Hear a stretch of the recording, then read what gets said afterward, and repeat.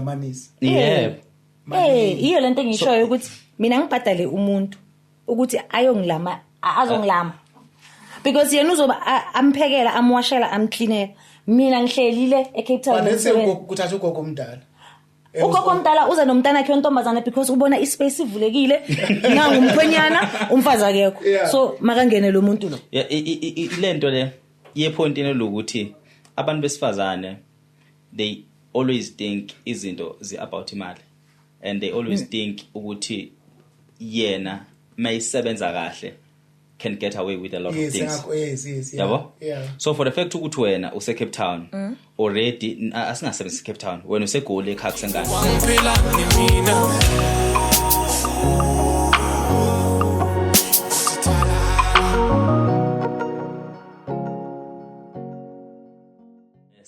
Sanibonani ngiyanibingelela emakhaya igama lami mina ngokwazi ngwakansele ngiphuma phansi le enkandla emahlathi amnyama lapho sithi khona senimukela ukwazi insela and his opinions podcast namhlanje futhi angihambi ngedwa and ngicabanga ukuthi niyabona lobuso obusha engihamba nabo which is ngale ngihamba noMfoka Magwaza umvelo waphansi naye le enkandla emahlathi amnyama ngiphinde futhi ngihambe noMvuyo uMamkhize so ngihamba nama co-host these are not guests ngesilungu ngiwona ama guest ngizohlezi ngibonakala nikhona everyday so ibani comfortable be free ningababingelela abantu emakhaya but before nibabingelela abantu emakhaya mhlawumbe ngavele nibabingelele sesingena ku topic namhlanje enkulu kakhulu engicabanga ukuthi shaya abantu abaningi ukuthi umuntu akazazi ukuthi kahle kukuphi la noma kuneni la kumele khona a investe othandweni noma ku relationship isiphi isikhathi esiright sokuthi manje senga investa ku relationship njengoba nizozazi ukuthi uku-investor it's not only about imali, it's not only about ama emotions, it's not only about umzimba wakho nokunye uku-invest at a lot of idea nezinto ezahlukahlukene so umuntu nomuntu mhlawumbe introduce mhlawumbe engacosha ama point nalapho njengoba sengishilo bafethu ngiyanemukela umvelo beno nomvuyo ngizoqala kona mvelo sibingelele kubabukeli igama umvelo waMagwaza njengoba umfethu eseshilo la ngaqhubeka ne khuleka so itopic namhlanje ijule kakhulu but noma singeke okwethu kubeka umbono wethu ukuthi indlela esibona ngayo yile yes so uku-investor ku-relationship mhlambe ngahlukana umuntu nomuntu but ngokubuka ama-experiences or izinto abantu abagcina beba-involve kuzona nama-heartbreak all those things kune-stage engicabanga ukuthi mhlambe ku-right ukuthi ungani-investa kusona ngizoqala mhlambe ngiyibeke from a woman point of view because ayifani kulabantu bobabili ukuthi u-investani usually a man can invest in a woman umfazi ahlale angabaleki a woman can invest in a man. There are worse situation when a woman invests in a man and then as opposed to a man invest in a woman. Okay. I will justify my point. Okay. So from a man's point of view kubalekile ukuthi unga-investa umuntu mongabe usumlobolile. Okay. Ngoba kwaZulu kahle umshado yilobolo so usungamqolisa lokhu kokucaca so sekuyumcimbi nje lo iphathi so mase umlobolile umuntu lo senifana umuntu oshadile ungaqala ukhipha imali ungaqala uinvest. Okay. Uku-investa ke mo investa kumuntu angazi siyibuka kanjani ngoba kune negative investment and then kube ne investment positive. Okay. I-positive investment ngisho ngakuthiwa kusasa iba nama result angekho mahle but inhlizweni yakho uzogezela ngoba ubu-investela for ama purposes are right. Okay. For example mengabe sengizoshada nomuntu mase ngithi ayi ngiyafisa ukuthi uthole ikhono mhlawumbe le-agriculture mase ngikutholile certificate se-agriculture ngoba ngiyambona uyakuthanda ukulima ngi-improve i-competence yakhe ekuthenini sikhona into ezosiza thina at the end ezongenisa imali ekhaya. Yeah. Yes. Kukhona lokho ukuthi umlandela ama-BM. Okay. That's a negative one. It's a negative one okay. Because kubalekile angisazi noma iverse inleli kodwa kubalekile ukuthi umuntu umnike into yokudweba as opposed to umdwebela. Yeah. You know what I mean? Ukudoba. Ukudoba. Yes, kubalekile ukuthi umnike into yokudweba as opposed to ukuthi umdwebela. Yes, ngoba lokho mengabe ngomenzela le certificate sokuthi akhone ukuthi alime Ayithuthukise. kuzosiza thina nefamily yethu kwa family yethu izoya phambili mengumthengela iBM leli engahamba neBM ngicela uyibamba lapho sobuya kwena how's introduce Khabazela unomvuyo kaMkhize lona usisobuya le United States of Flores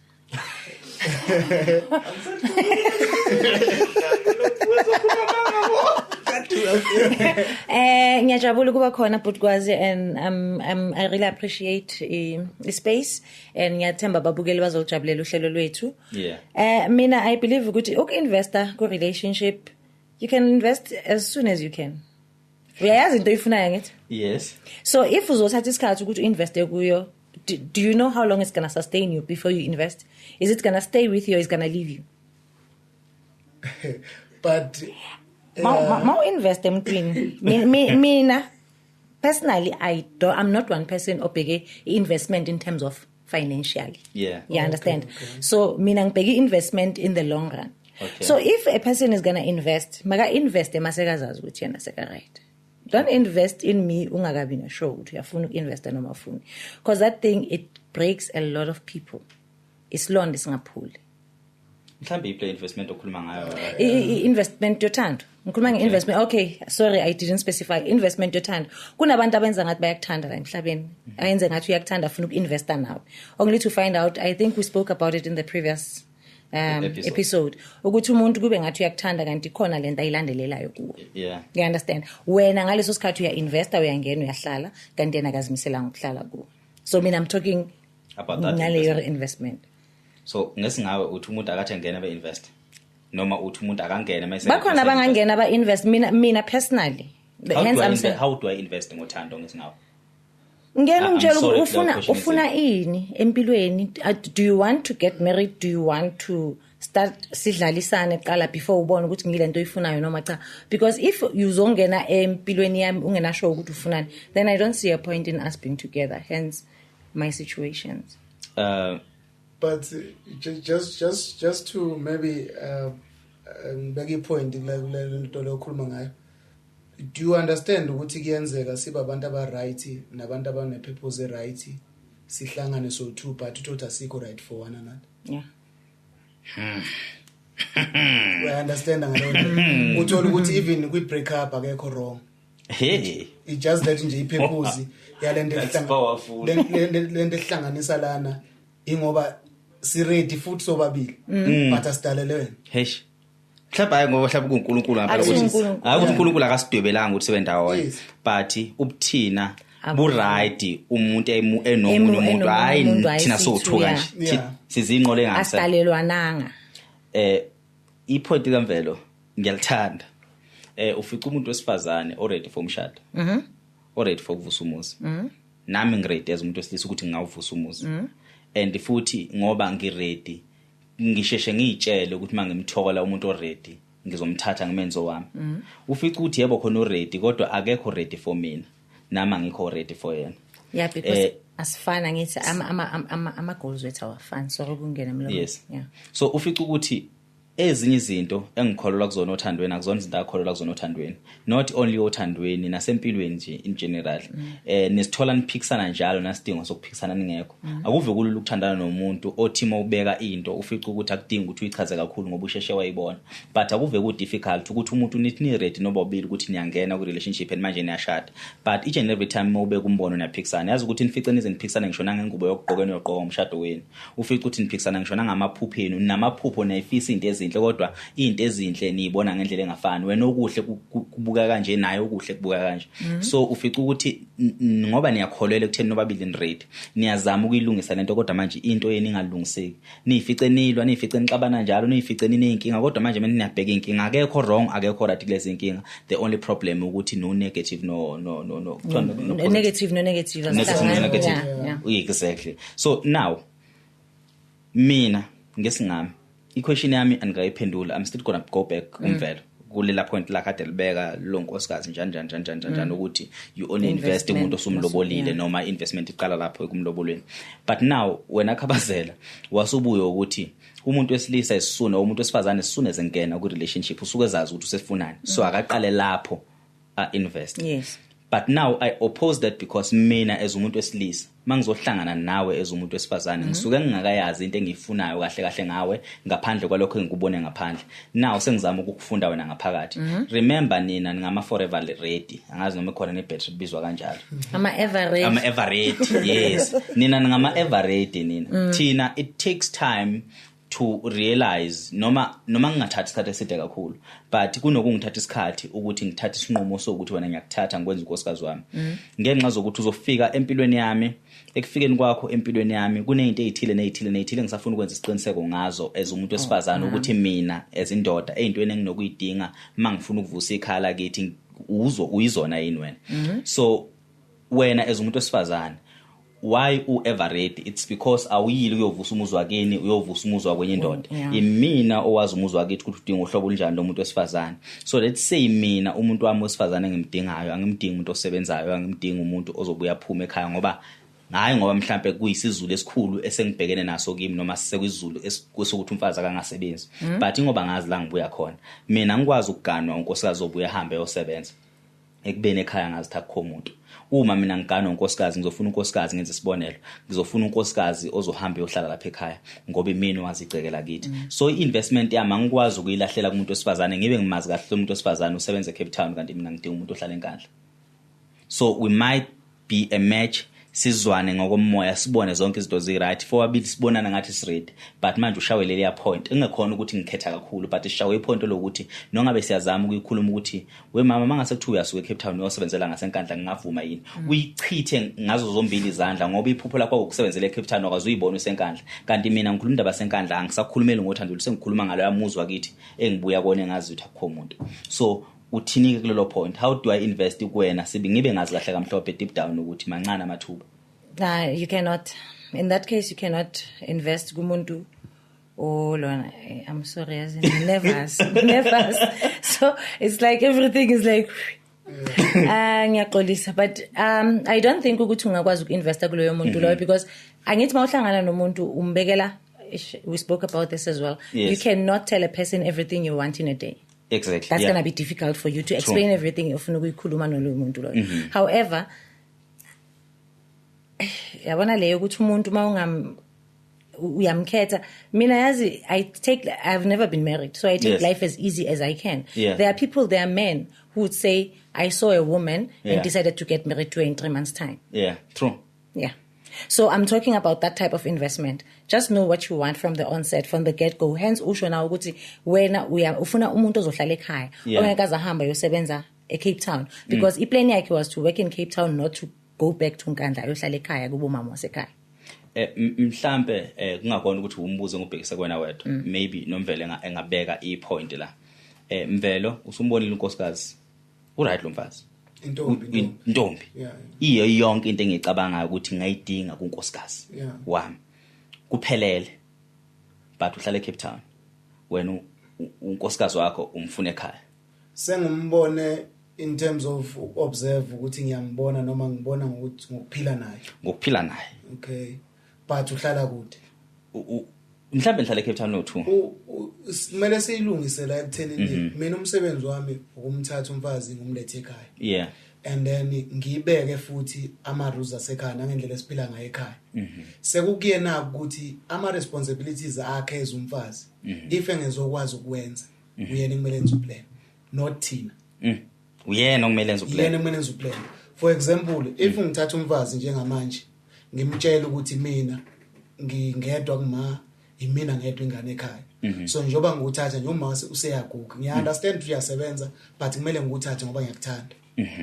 angikwazi ukweqa ngiyokhetha omunye umuntu okhona ngokwesimo sami njoba uchaza nje qale ngokwesimo sami kumele ngabe ngithatha umfazi ozohamba eyohlala ekhaya nomama yes ngalokho uzama umchazela ngayo yonke indlela irresponsibility yakho ukuthi this is for you kahle kahle so mongabe that's why ngifuna ukuya kwenye indawo lesithembu nanani but ngifuna ukubeka lento yokuthi sometimes amanye ama responsibilities ukubalekelwa kwawo ugcina kusilidela kwezinye izinto so mengabe usumbekele ama responsibilities zakhe akupho yena ozoqasha ihelper because angithi uyasebenza yes ama responsibilities kumele siwashare ukuze mhlambe savoid inkinga eziningi iyo ke le investment ukuthi if wena uthi udecide mhlambe ukuthatha umuntu osebenza khona lapha eCape Town kusay investment because you are acquiring an investment because siyalobola ukulobola acquisition or acquire omunye umuntu noma singabeki kanjalo ngesintu ukuthi uyamthenga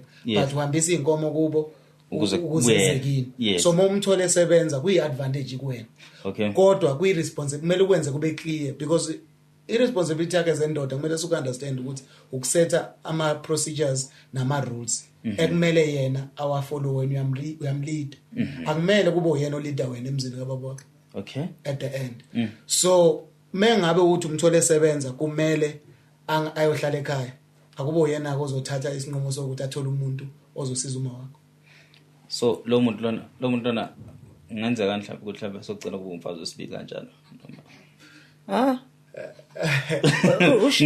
no phela ngithi ukuba bengifuna usisebenzi wena amagwaza nawe khabazela kube ngifuna isisebenzi isisebenzi phela kulula bengizoyitholela isisebenzi yabo futhi ukube bengisenhlosweni yokuthola umuntu ozongisiza ekhaya ezumsiza bengizomfuna ngimthola baningi abantu abafuna umsebenzi akuyona responsibility yakhe ukuthi angifunele umsizi unless ufuna umsizi ombeka ngaleyo ndlela because engamlanda ezumsizi oyisisebenzi what if lo msizi lo usefikenza iduty efana nekankosikazi nekwamfazi wekhaya remember ukuthi lo muntu useCape Town and umsizi ungisiza ngalendlela ukuthi wenza zonke lezi zinto ezazenza ukuthi ngithathe unkosikazi for the first place isekuyimaphi ama-duty zakho unkosikazi sekukhipha imali akhokhela umsizi that's the only duty akayiphethe manje la engamlobelela yona remember enye duty angifuna ukusebenzisa igama lamfazi ajwayele kahle ukusetshenziswa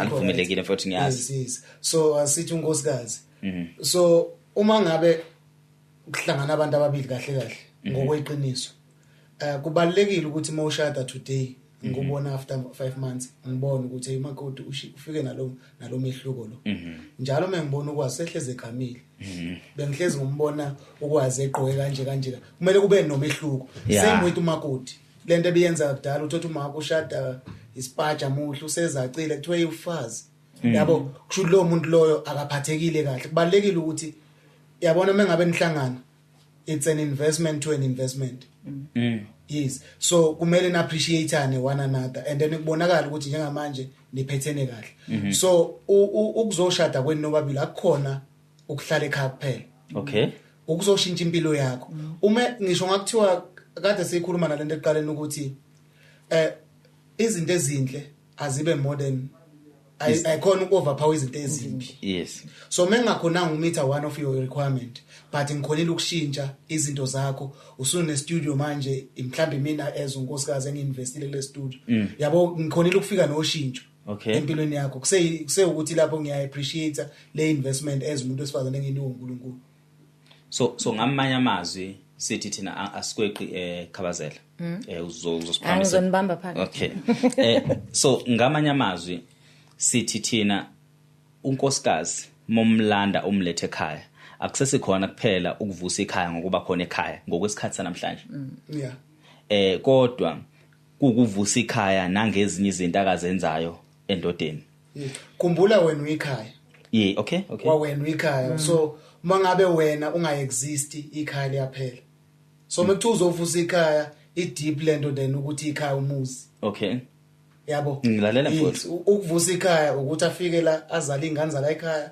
enze yonke imisebenzi la ekhaya angene edlozini la ekhaya ukuze umuzwa la ekhaya ukhule kuinclude ukuvusa ekhaya kuinclude ukuzala ukuthi afike azale la umuntu afike ethi esengumfazi wakho uya prevent uzovusa liphi ekhaya egcineni isihamba la ngiyithanda khona ke manje emvelo yabo isikule investment yomuntu wesifazane eseyisa kumuntu wesilisa abantu abaningi bacabanga ukuthi ubufazi ngizothanda ukulisebenzisa lelo gama ke lobufazi kule point abantu abaningi bacabanga ukuthi ubufazi ngokwe point kamvelo bacabanga ukuthi ubufazi ngokuthi ungenile emzini weindonga emzini othide wafike wenza into ethile wathi ngoba nakho ngilimile wathi ngoba nakho ngiphahlekile ngoba nakho ngicentile ngoba nakho ngiphekile indoda yami therefore ijabule egcine khohlwa isiqu sendoda yakhe ukujabulisa yona uqobo lwayo athi mina ngokubufazi ngikwenzile okuthini kodwa indoda yami yona ngoba sengikwenzile for sure kwanele okugcina kufikele pointini elokuthi indoda ithi mayisedolobheni isebenza kukhona umfazi eyayine ID ukuthi imdinge ekhaya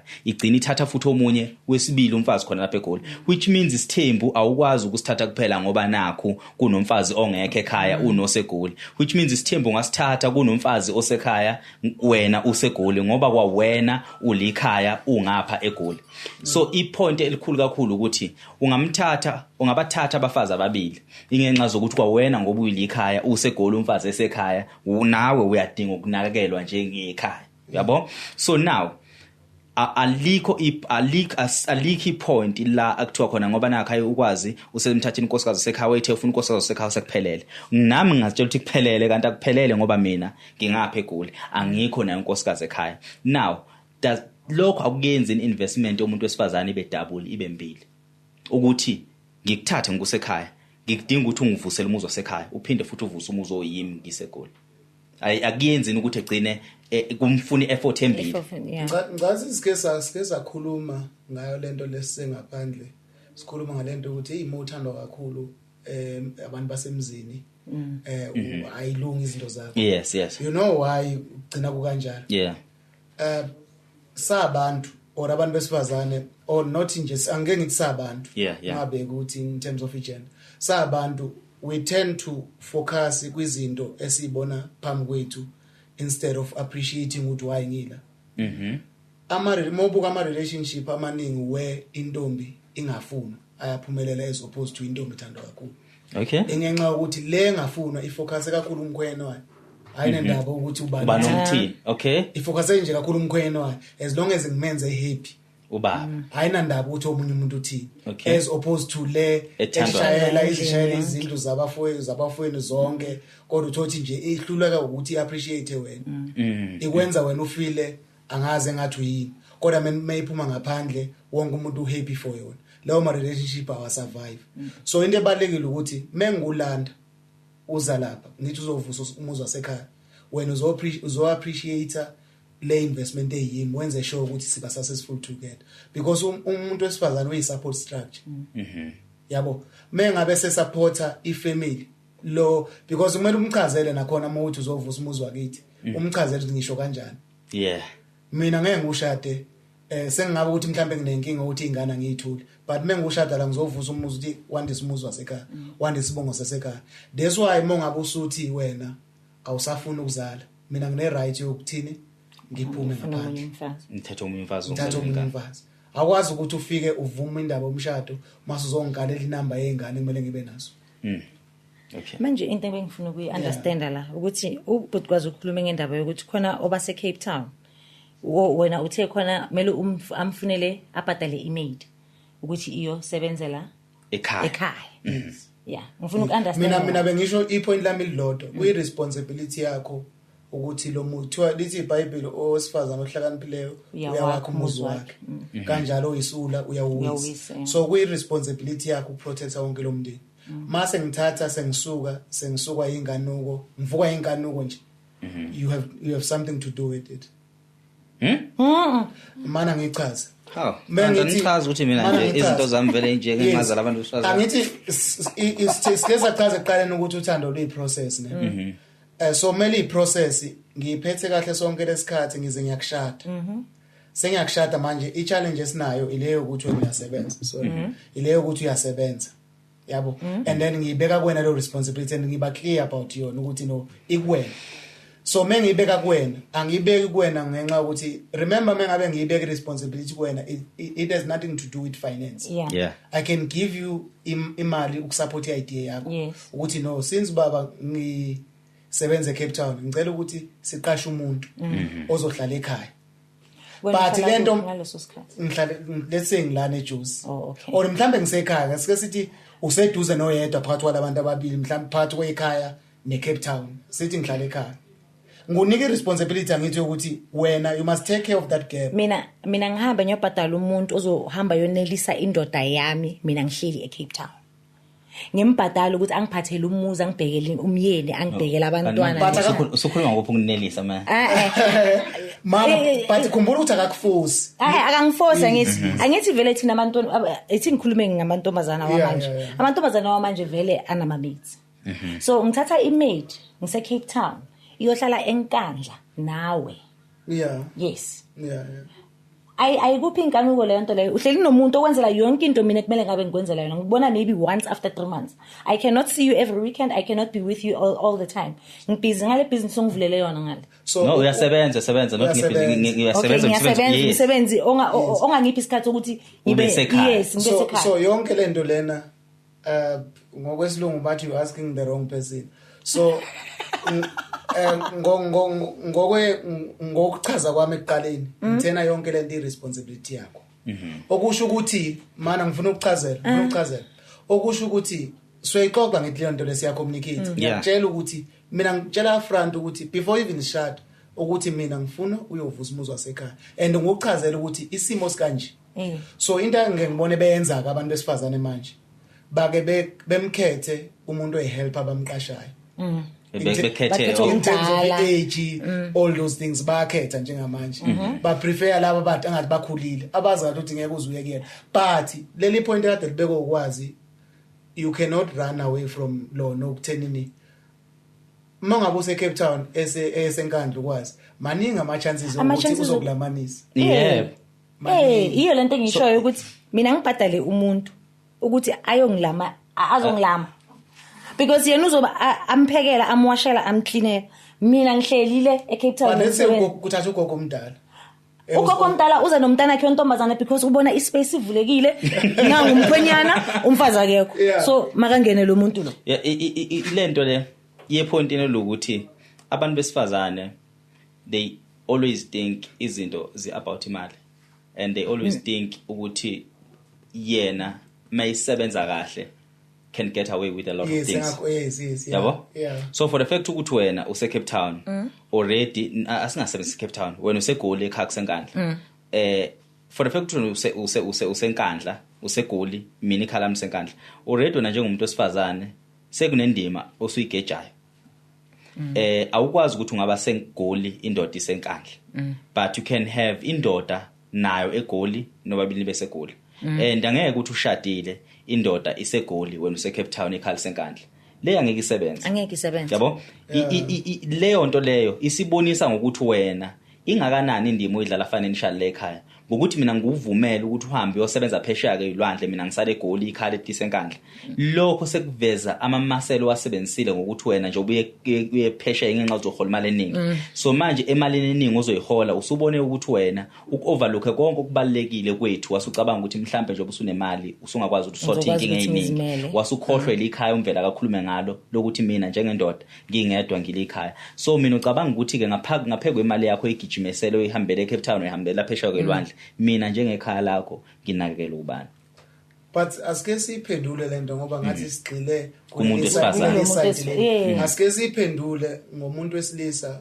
ozothola ukuthi umuntu wesifazane no meet all these requirements ugadi ikhaya mhlawumbe uthisha for example emakhaya uyahamba emsebenzini abuye ekhaya what about ke umuntu wesilisa ozofuna lonto because kuyenzeka abantu besilisa ayifuni into kanti akazi ukuthi akayideserve yenze into njengaleyo so in that situation where uzowenza lonto kwazi because sifuna ukclearisha ipoint lakho ukuthi sometimes alikho valid kwesinye isikhathi especially ngaseside nomuntu wesilisa ngoba kuyenzeka comply na yonke into umuntu wesifazana ahlale ekhaya asebenze while ehlala kini uphinde unithathe omunye egoli umthathe wazi wali ukuthi wena usebenze egoli and unayo opportunity yokuthini engenza itransfer azosebenzela egoli yeah true but wena unale statement sakho sokuthi ngifuna uzovusa ikhaya aphinda kuhloniphe ahlale ekhaya alivusa ikhaya na impilo yakhe ishintshe manje impilo yakhe ishintshile usubone ngathi sekumele uthole umunye so how do we overcome those challenges because ngiyacabanga ukuthi i-challenge umuntu wesilisa thina hlezi sifuna ukuthi singahlala bese duze umuntu wesifazane yeah so how do we overcome those challenges because i-challenge leyo ebulala le investment futhi wena usuyilethela kini mina magwaza ngendlela enginokuyibona ngakhona ukuthi umuntu wesilisa ebuncaneni bakhe unamaphupho nezifiso zakhe asuke zaziwa uyena yedwa uma mina nginento ethi mase nginemali into yokuqala engiyoyithenga imoto ngithenge esibili ngithenge esithathu angeke ukuvimbe lokho masikhona imali Yeah. Yabo ngingahamba ngemoto eyodwa namhlanje ngenxa zokuthi imali ayikabibikho but mina iphupho lami vele mina ngiyayithanda imoto yabo igarage lami lobe ligcwele imoto ukuthi nginemoto eyodwa namhlanje le ngidriver it's because amandla wavuma so abantu besifazane banokuthandana nendoda ungawazi amaphuphayo makushintsha isimo sempilo asike sixoxe ngathi manje singenalutho siphinde sixoxe ngathi sesinotho umuntu ekubetray iqinise elinye usulazi and at the same time ungamvimbi ekutheni akutshele ngeinto ezithila akayifisa ukusasa ezingahle zikugxobe wena njengomuntu wesifazane zikugxobe namhlanje kunamadoda honest akwazi ukuphumela obala ukuthi mina ngiyasithanda isithembu inkulumo yami yalapha esithenjini ukuthi umuntu akutshela ukuthi nongabe ungenzani nongabe ngahlala nawe la sibe nomuzi la sihlale sonke enkandla sonke siphelele la so babili sibe uthisha ube uthisha wase primary ngibe uprincipal wase high school so babili masibuye esikoleni masibuye emsebenzini silale ekhaya but akubalekile the fact ukuthi mina ezindoda mhlawumbe ngiyasithanda isithembu noma ngiyakholwa esithenjini njoba ngiyenza isibonelo ngeemoto nkosikazi njoba mhlawumbe ubona iminyaka ehamba ngingakamthatha wesibili umfazi angingekhona ukuthi ngoba nakho angimdingi ngiyamdinga umfazi wesibili siyazetha amandla wekho so kukhona umuntu nje kuncaneni bakhe iphupho lakho uthi yena ufuna ukushaya abafazi abo 3 nga 4 nga 5 but are you clear about lelo phupho lakho uma uhlangana lo muntu that's why ngithi kunamadoda honest ngalondlela and kunamadoda angacabanga angazazi ukuthi asithanda isithembu until abe kube nemali until kuba nemali yabo umuntu wesilisa iqiniso ukuthi uyabathanda abantu besifazane umuntu wesilisa olobolayo ngimthatha njengomuntu wesilisa oneqiniso ukudlula umuntu wesilisa ojola namantombazana awufafe ngawo lobolile kodwa ena indlela yokwalobola ngoba irisk iyafana so like singakuconsider lento yokulobola umuntu as an investment since sisakhuluma ngeinvestment ukulobola umuntu mina ngesingami magwaza angikuthathe ngeinvestment ngendlela okubeka ngakhona kodwa futhi ngokuhlonipha umbono wakho ngoba ungibonisa elinye iside mina ngicabanga ukuthi ukulobola umuntu wesifazane usukumlobola ngenhloso yokumbonisa ukuthi kukhona ukubonile ngaye wasuyakuthanda ongakufisa ukuthi kuthathwe umunye umuntu ngoba umuntu wesifazane uma ungamlobolile kodwa usuthandana naye iminyaka engaphezulu kwe-10 maningi amathuba ukuthi usabizwa ngentombi la kahamba khona futhi mayintombi sengashelwe nombani uma usumlobola khona ukuthi ngenxa zokuthi uqinisekisa ukuthi ngempela ungowakho kodwa usukunento ukuthi ngiyaku-appreciate ukuthi usukwazelwa ngibekezelelwa wahlala nami ngiyafisa uphinde uhlale futhi eminye iminyaka ezayo nami okwenzakalayo emveni kwalokho akangaboshwe izinkomo zami akangayiphathi kahle ngenxa zokuthi ngimlobolile akangashintsha ubuyena ngenxa zokuthi ngimlobolile nami futhi akangazami ukuthi ngishintshe ubumina ngokuba sengimlobolile mina into engimuphe yona ukuhlonipheka ngoba umuntu wesifazane momlobola usungakhona ukuthi umlobolele ukuthi kuphela ingoba ufuna ukuthi azovusa umuzi wakini kodwa usukuvusa negama lakhe endaweni lapha asuka khona usukuhlonipha abazali bakhe uhlonipha intombi akhula nazo uhlonipha nje nabantu abaphila eduze kwakhe nasemphakathini umupha elinye igama umbeka kwesinye isigaba sempilo yabo so ngaphezulu ukuba uthi ngiya-investa kulo muntu wesifazane kungenzeka ukuthi investment yakhe ingenothulini kungenzeka ukuthi usumlobolile umfazi ngenxa zokuthi ubheka uzokusiza ngakusiza kodwa iqiniso wena njengendoda elobolile ukwazile ukushintsha igama lakhe nangendlela abambona ngakhona emphakathini wangakubo ngokuba awulalanga naye kuphela wamithisa wasuyamshiya kodwa ulale naye wamithisa wakubekezela unganalutho egcineni wasuyamlobola so mina ngithatha ngaleyo ndlela indaba yokulobola umuntu wesifazane so mina ngingakhuluma mina to a point ukuthi kunabanye abantu besifazane mhlambe engangathandana naye isikhathi eside kodwa sengibona i-relationship yethu ayihambi kahle sengibona futhi ukuthi akasakulungela ukuthi angankosikazi wami ukuthi nje kushoda amandla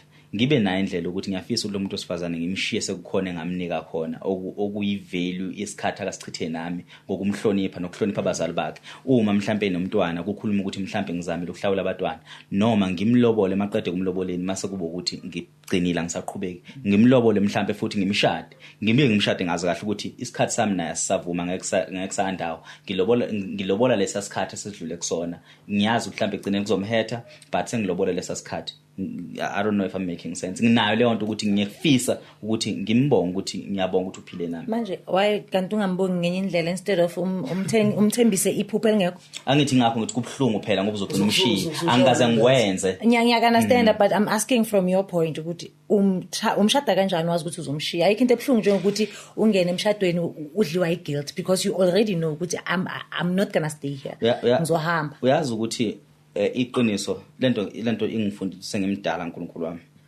ingibonise ngimdala ngiyazi mhlawumbe ngizobheda kule nkulumo I've realized ukuthi awulobola umuntu ngoba nakho umthanda.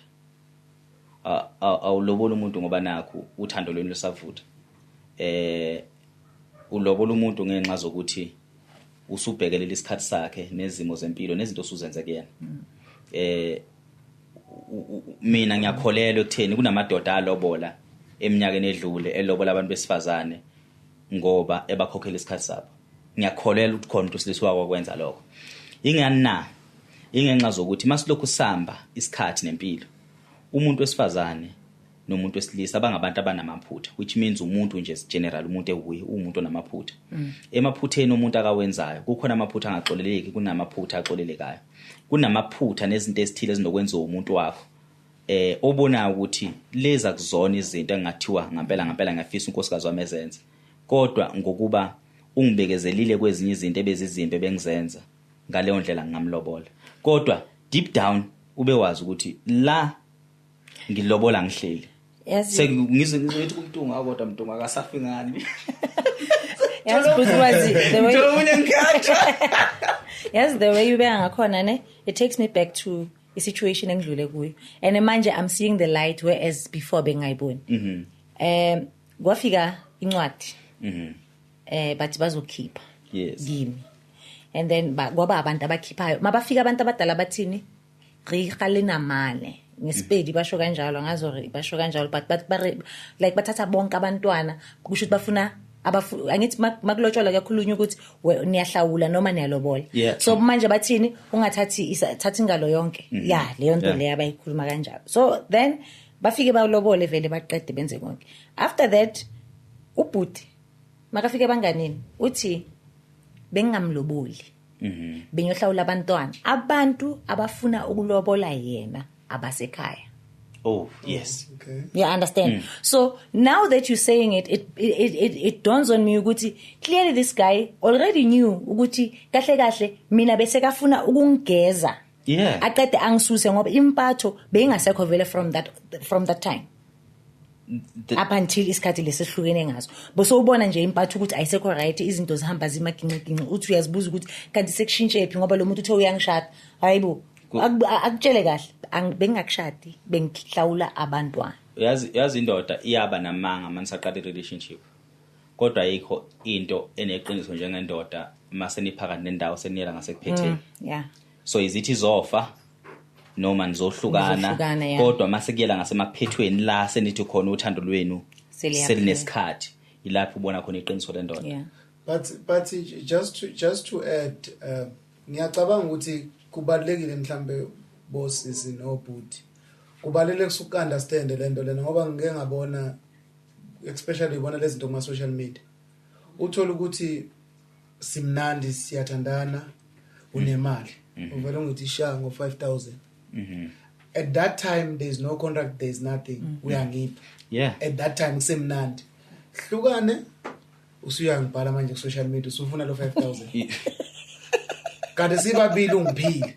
Yabo angeke sikhuluma ngalo investor because isikhathi esiningi especially abantu esathini abantu besifazana yonke into abayenzayo bayatshala, they are building. Yeah, yonke into abayenzayo mayefaka imali uyabuilda yena wena as long as engashonga ukuthi ngiyakuboleka wena uthayo uyangipha. Yeah, true. Yabo so from esathini abantu besifazana kakhulukazi kumele ni understand lento ukuthi monika ungambolekani imali umuntu othanda naye. Asilungise lapha. Ayikho nje leyo nto leyo. Ungabolekani imali nomuntu othandana naye. Momnika imali uyamupha. Ngisho ungamnika 100,000 uyamupha. True that. Because ziningi ama situations where abafana abahlala eJozi bangakethi uthi intombazane bengasho umuntu ngikhuluma ngaye Jesu. Uthi intombazane imnika imali wathenga lezi imoto zo Uber. Imoto ibhalwe ngegama lomfana. Mase kuhlukana umfana uhamba naye. Exactly. Yabo. So ayikho transaction exister between ama partners ku relationship. True. That's why even ubona kubantu abashadile kusesimuvela kubantu abashadile mengabe mhlawumbe enishadile emshado le enihlanganisayo mengabe ikweletu zami ezakho. So ayikho transaction nje exister phakathi kwabantu abathandanayo. Ngisho nganginika u10,000 Monginika u10,000 uyangipha ngoba akekho omunye umuntu ozokhona ukubona ukuthi hayi wawungipha noma ungimboleka unless there is a contract esayinile. Ngoba iqiniso mvelo angeke uthi ungayena umashonisa unika umfana u30,000 uthi uyamboleka. Umnika lo 30,000 yebo unethemba lokuthi uzobuya kodwa ukubuya kwawo mhlamba ubhekile ukuthi ubuye u30,000 ubheka ukuthi ubuye ngenye indlela ngendlela zokuappreciate noma ngendlela ezophinda zikujabulise nawe ngolunye usuku. Uma kumfana othembekile ngawubuyisa ke awubuyise njengobunjalo kodwa futhi mengawubuyisanga kwenze ukuthi uzishaya isikhathi enhlukane ngawubuyisile akusiki isidingo sokuthi usukume ukhulume ngayo leyo nto leyo ngoba ukumnika kwakho le mali ubungeke unika umfana ongamthanda umnike ngoba umthanda futhi unethemba and futhi nawe unethemba ukuthi le mali engikhiphayo izobuya mayingasabuyi asiki isidingo sokulo. Ngiyengiboneke abantu besifazana abaningi ufica ukuthi ukholelwa kakhulu ekutheni uthando luyimali imali uthando. Now vice versa abantu abaningi besilisa abacabanga ukuthi noma abantu banokucabanga ukuthi abantu besilisa kakhulu abaqhumayo when it comes to imali in relationships. Abantu besifazane they play their role man, they play their part when it comes to a relationship and making sure ukuthi relationship ihamba kahle if ngempela umfana bemthanda. Mase kuzoba umfana ohlulekayo uku-appreciate umuntu wesifazane owenza iqiniso. Mina ngiyakholelwa ekutheni if umuntu wesifazane from the word go awunayo into engake ephathekayo ngaye and awumfiseli lutho oluhle nongaba uzumshada awunayo into ethi nongabe uyahamba namhlanje ehambeni kwakhe ingane zakhe usala uyinakekela noma umndeni wakhe somehow nge investment akayenza empilweni yakho kuyokwenzeka uvele ngolunye usuku ekufeni kwakhe lo muntu wesifazane ukhokhela izingane zakhe school fees uthengela abakubo kwentombazana igross bengakwazi nawe ungabazi ngamehlo bebone nje kunemali engenayo if unganaso leso sifiso ngalo muntu wesifazane angicabanga ukuthi kumele uyimukele imali yakhe noma kumele ulimukele usizo lwakhe for isikhathi esingango 3 years ungenazo izinto ezinhle oyifisayo. So ufica ukuthi abantu besifazane ngibona abaqhuma kakhulu when it comes to ama relationship more than abantu umuntu wesilisa uqhuma once or twice kuye kathathu emveni kwalokho usemphila umuntu wesifazane assurance ukuthi mina sengingaphila nawe. So if umuntu wesifazane uxakile usenkingeni wakhipha u2 wakho wamnika waphinda waxaka wasenkingeni wakhipha u2 wakho wamnika waphinda wasenkingeni wakhipha u2 wamnika leyo nto leyo ipha lo muntu wesifazane ukuthi umvelo mina ngingaphila naye. Emveni kwalokho umuntu wesifazane ke kukhumbula ukuthi into oyihambise kumuntu wesifazane incane ibuyisa iphinda phindiwe. So yena useyaqala ke manje usefaka inhliziyo usenza zonke izinto uwe futhi njengendoda osemandleni ukuthi umvimbe uma wazi ukuthi akukho kuhle umfisela khona lo muntu wesifazane okuhle akusho ukuthi uyamshada kuphela akusho futhi ukuthi uzobusumthatha umenza unkosikazi lezi zinto engiyibalile phambilini. So ungamukeli izinto zomuntu wesifazane uma wazi ukuthi akukho kuhle umfisela khona ngoba umlimaza emotionally umlimaza physically uphinda umlimaza spiritually and financially. So ekuhlukane nawe usumenza ukuthi maye phambili kwenye relationship useyahluleka ukwenza lezi zinto atezenza kuleya ndoda ethandana nayo ngoba wena umenza ukuthi ehluleke ukuthemba umuntu wesilisa. Akashonga ukuthi ufuna umshado mekunika u5,000 akashonga ukuthi ufuna umshado mekunika u2,000 akashonga ukuthi methi imvelo ngikuthengela indlu ukuthi uhlale kuyona ngoba kubuya ngathi uhlala emkhukhwini wena usekuncenca ukuthi sekuyindlela yoshadela kuyona mhlawumbe ukwenza ukuthi ube nestart ube indoda ubukeke njengendoda. Wena uma wazi ukuthi akukufisela ukukhona lo muntu wesifazane ungangeni kuleyo ndlu ibonge esheshaza ukuthi uinvest endaweni wrong ubufuna ukukhuluma ngomkhizi. Ngikhohliwe. No into engeke ngayibona isikhathi esiningi mhlawumbe bazongifakazela noma mkhizela. Umuntu wesifazane into embulala kakhulu umoya kakhulu kazi ukuinvesta isikhathi sakhe entweni wena ungekho serious as opposed to imali. Thina sibulawa ukuinvest imali and then umuntu kanti akekho serious.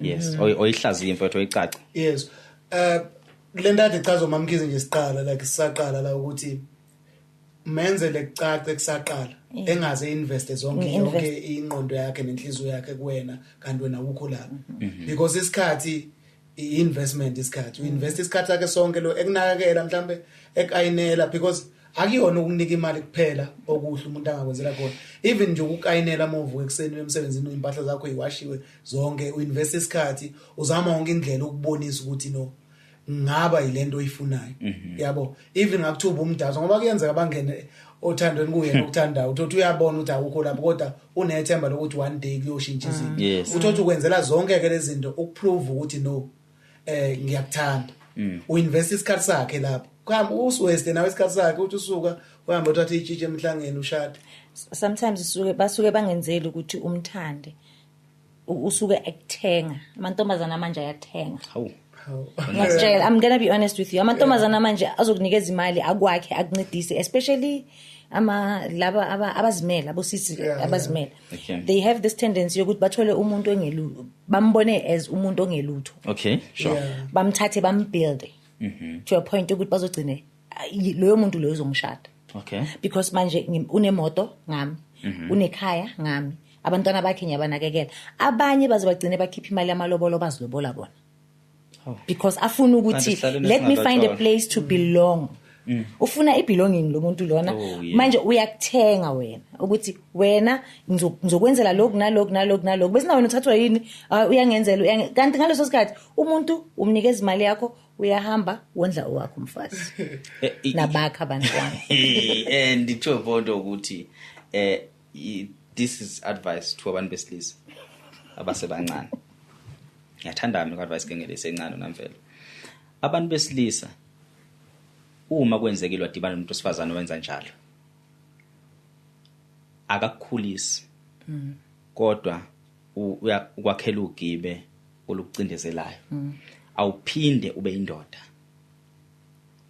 awuphinde ukwazi ukuyimela wena njengendoda ngoba wena njengendoda wadalela ukuthi uhambe uyozama uyiphandele ukunqunda amandla ukwazi ukuyiphandela uma ekunqunda amandla ukuyiphandela siyaqhubeka isikhathi umngaye ukuma ngaye kukwenza ukuthi nezinto ezizwrong ozibonayo ngaye kube nzima ukuthi uzikhulume noma uziveze ngokuba kuzobaleka lokho.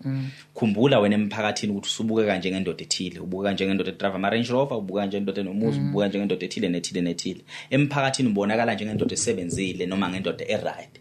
Kodwa iqiniso wena uyalazi ukuthi umi ngalomuntu wesifazane. Lo muntu wesifazane usenza zonke izinto eziphambene nento uyicabanga ngomuntu wesifazane o umfisa emaphusheni akho.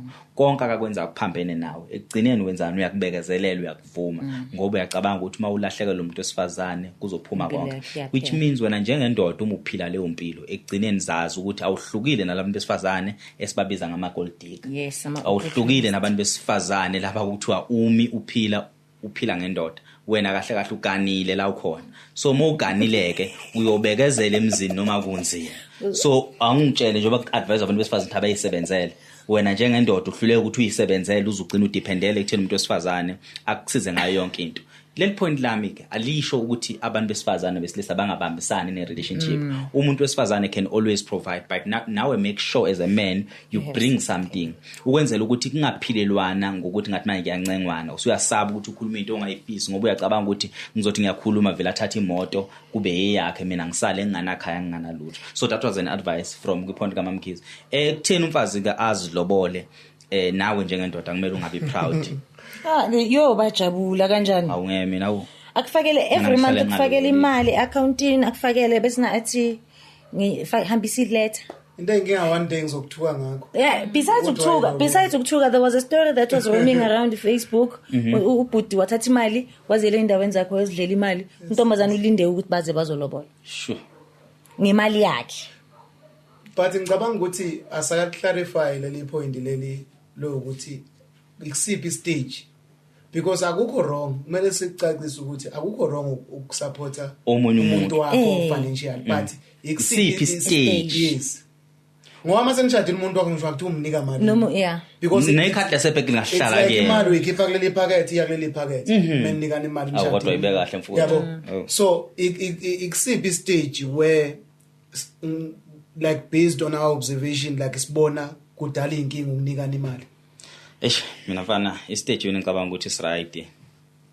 Mina no isipha sesiclarify siyasibona ngithi is right lesomshado. Asike sibuke lesesijwala ukudala inkinga. Uthi unika umuntu imali. Ezakutshela umuntu wesifazane ukuthi wangifundisa impela ngakubuyisela yonke imali yakho. Hayi mfana mina vele mina ngibona ukhona wesifazane ngamfundisa. Mina into engiyibonayo ne. Mina into engiyithandayo engifisa ukuthi ngathi ngenzeka. Asibambisane sabantu. Nobody's here to build the other person. Don't be an opportunist, don't be a gold digger. Okay. Asibambane sibambisane. Tholo kwakho ngitholo kwami sihlanganise siqhubha impilo. You understand? Why mele mina ngiphe wena or uphe wena uphe mina? Why mele singahlanganyeli? Asihlanganyele angithi ku relationship sithini we build to grow. Yeah. Angithi Yeah. why can't we sihlanganise lokho esinako sifikelele ekutheni sizofikela siqhubha impilo yethu. However into enginotisile ukuthi inkinga manje ukuthi imisebenzi uthola ukuthi ngesinye isikhathi ubaba sekaphelelo umsebenzi sekusela umama. Bese na indelelo nayo ivela lapho. Ngiyathanda lapho. Umuntu wesifazane uzokudelela akubonisa ukuthi awusilutho empilweni yakhe. Fana nomuntu wesilisa. Bakhona abantu besilisa bama opportunist. Uthola ukuthi bomphethe angakasebenzi. Ithi la wena sowuphelelwa umsebenzi khona akubonise athola umsebenzi akujikele ngathi azange umenzele lutho. Ama divorce amaningi aqhamuka la Emalini, yes. Emalini. So ukuphela kumsebenzi kumuntu wesilisa kumuntu wesifazane kuyichitho noma kuyisichitho othandweni leni. Kodwa futhi kuyisichitho kakhulu umuntu wakho wamfundisi ukuthi wena uthando lweni lungemali. Asivumelana ukuthi yebo khona othandweni ukuze into ihambe kahle ngazuthi ningaba nabo labafana. Kodwa futhi maninganabo labafana nikwazi kanjani ukuthi niqhubeke nephambili nibambene. Abantu besilisa abaningi abaganiwe namhlanje nabanabafazi isiqiniseko mina nginaso khona abantu besilisa ngababaganiwe abanganabo abafazi kuba benganayo imali. Umuntu nomuntu unento akakwazi ukuthi eme ngayo. Mina ngiyazi ukuthi mina abantu besifazane bangithandela ukuthi ngiyakhuluma. Abanye mhlamba ngithandela ukuthi mhlambe ngibuka kahle ngihandsome. Ngiyaguga kodwa manje lo handsome hamba beyaphela. Ngiyaguga manje lo handsome hamba beyaphela. Yabo? Which means lo muntu wesifazane lo engangibambe ngalo handsome. Makuthiwa ngiyashe ebusweni engakwazi ukuhlala nami. Makuthiwa imali yaphela engakwazi ukuhlala nami. Makuthiwa uNkulunkulu uyenze ukuthi ungicishe ukukhuluma engakwazi ukuqhubeka abe nami. So iqiniso ukuthi kunezinto abantu besifazane noma abantu besilisa abayithandayo kubantu babo esithile. Kodwa futhi umuntu wakho uma ukuthi ubekuthandela imali zama ukuveza amanye ama qualities ngaphandle kwemali. Uma ukuthi bekuthandela ezinye izinto zama ukuveza ezinye izinto ukuthi akubone ukuthi wena uyi-full package uphelele. At the same time it goes ukuthi yini umuntu wakhe akayifisayo unga-investa kuyona in a relationship besides lokho nocabanga ukuthi ikhona ongathiwa uinvesta ngakho kuyena. Njengoba sikhuluma ngeinvestment yemali, njengoba sikhuluma ngeinvestment ngachaza ukuthi we not only talk about imali but we talking about izinto eziningi esebhavino wodwa. And abantu besifazane nabantu besilisa abanedingo banezinto ezithile nezithile abayifuna abacabanga ukuthi singabajabulisa. Ngaphezulu kokuba wena uyazi ukuthi wena uthanda kanjani. Thola umuntu wesifazane nomuntu wesilisa othandana naye ukuthi yena ufuna ukuthandwa kanjani. Ikuphi onga-investa khona qeda ku-appreciate. If she enjoys more ukuthi ni-cuddlish nilale embedeni ni-heavy sex njalo, that's also an investment ukuyiveza lento umvelo. For you to be there sexually each and every day umanelisile kwaphelele konke ku right ngayo, you do that.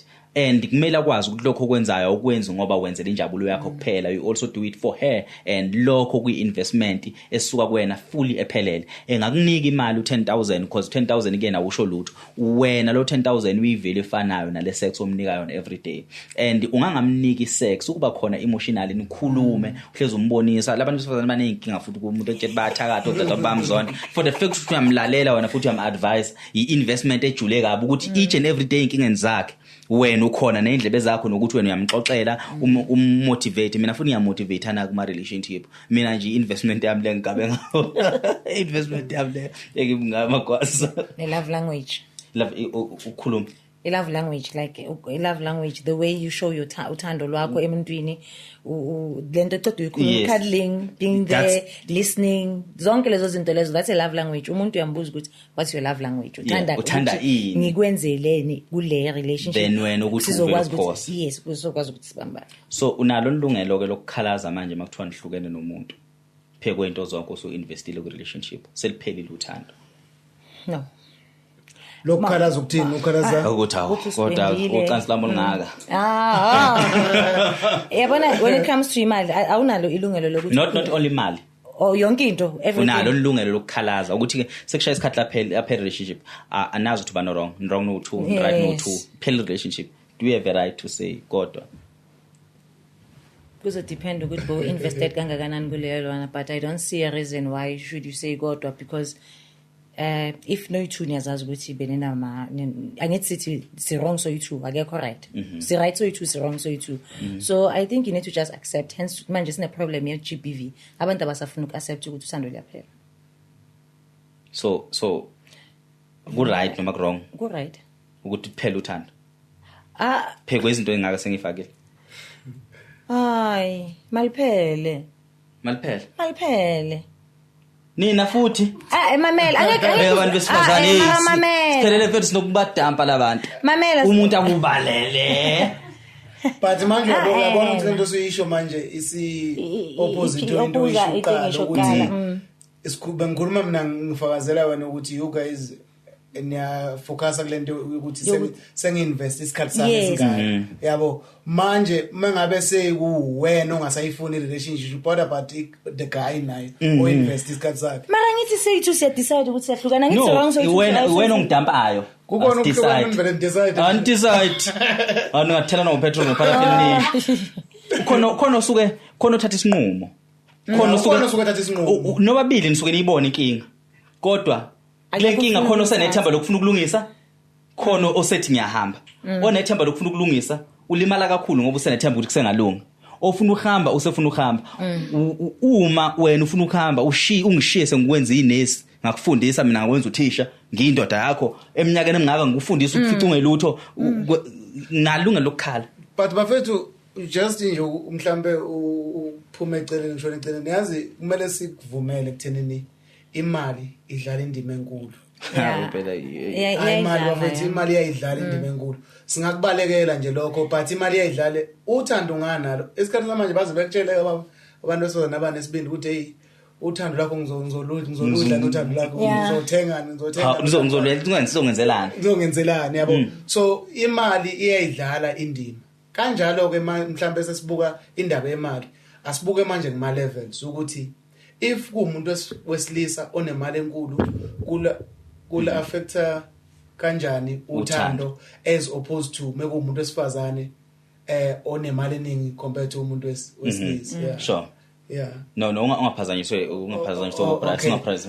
so isikhathi esiningi thina siyakwazi ukumbekezelela umuntu wesifazane ongenamali simthande ngothando lonke loyiqiniso yabo ongenamali ori ohola ngaphansi kwami mhlambe ngisho njalo but abantu besifazane ngoba uyazi wife mhlambe ngiyijustify lento le imali ine control imali nje ine control kwi relationship kudali ukuthi umuntu wesilisa uyena kumele control relationship before you even take imali into account I relationship kumele lead umuntu wesilisa so imali ine control izathu esidala ukuthi ingabi nankinga mengabe kumuntu wesilisa onemali it's because vele umuntu wesilisa une responsibility yokulead the relationship yes once yaba opposite yashintshela manje kwaba umuntu wesifazane onemali umuntu wesifazane sethatha le leadership le yakho umuntu wesilisa useyakulead kunenkulumo yomunye dadewethu engisazommema ngolunye usuku afike lapha estudio wakantuli Sibongo wathi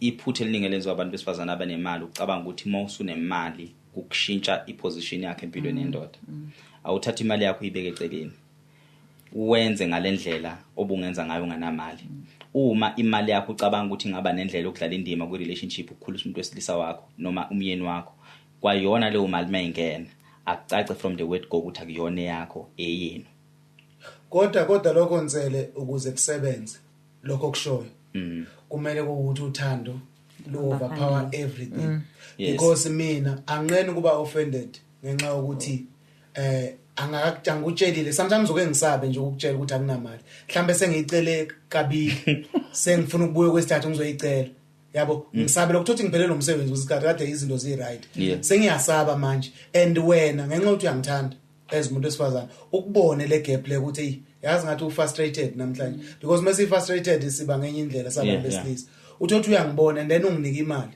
akanqeni umuntu wesilisa ukofendwe lokho nje ukuthi umnike imali engayicelile wena at that time lento esho uMantuli at that time wena as umuntu wesifazana you trying to build you don't mean ukumoffend awofendeke nje ngoba thina hlezi sifuna into ezosenza sizizwe sibakhulu all the time so as soon as unginike imali ngizizwa ngimncane kakhulu so that's why ngithi ku dependa kwi level yothando leni ukuthi kanjani maturity level yenu ukuthi hamba kanjani sesiphetha izingane zakwethu ipoint elikhulu esizama ukuthi siphethe ngalo noma ipoint esifuna ukuthi silibeke ligame ukuthi abantu besilisa bengasabi ukukhulisa abantu besifazane noma ukuthuthukisa abantu besifazane empilweni zabo ungasabi ukukhipha lokho nakho ukusiza umuntu wakomunye umuzi as long ukholelwe ekutheni kukhona nawe ukushintsha ukwena ngaphakathi ukumsiza kwakho khona naye akangakusiza ngakho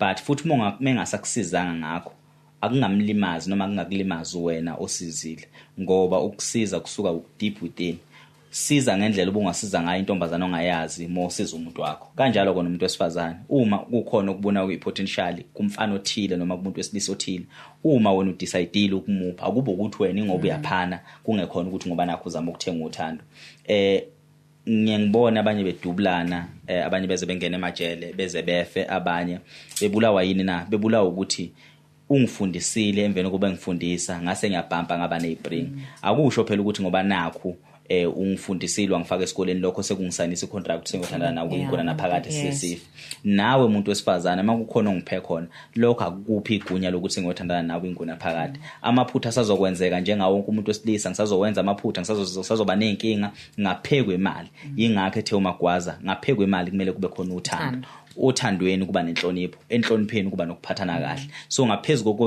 uma lezi zinto uthando inhlonipho nokuphathana kahle sekungasekho sekusela imali usho lelo thando selifile iyekeni lento wena ningazama ukuyiphoqa seniyiphoqa ngemali azibe khona zonke lezi zinto ukuhlonipha ukuphathana kahle nothando zime nje zodwa mase kuba ukuthi imali ya enhancane yasizana umuntu wesilisa ekusize kuphi imali akukhona ukuthi kumele uyibuyisele back kanjalo umuntu wesifazana mekusiza kuphi imali akukhona ukuthi kumele uyibuyisele back futhi akuyona into esikubopha manje ukuthi ungahlukani naye ukuhlukana kuyinto ekhona iyenzeka futhi abantu abangabulalani ngenxa zokuthi umuntu useinveste kakhulu in a relationship that was my last word ningavalelisa emakhaya niphinde futhi nibatshela ukuthi niyabathanda makuthi niyabathanda isikhathi sethu siphelile. Yes, siyabonga kakhulu. Ngathi ngikuqhubeka please like please share like and subscribe. But you share like and subscribe. Yes. You can subscribe and also press that notification button ingakhohlwa ukusibukela njalo azohleze khona amanye podcast. You can also check amanye lapha ngenhla esihlezi kwenza ukwazi insele uMvelo Magwaza uNomvuyo kaMkhize kanye noAyanda wakasithebe nisale kahle nibe right. Ngwasitheba ngisibonga. Siyabonga. Usithebe kanti ngimthatha phi? Manje wenzani lokuyithakazela? Nibe right bakhani sale kahle bafayini siyabonga.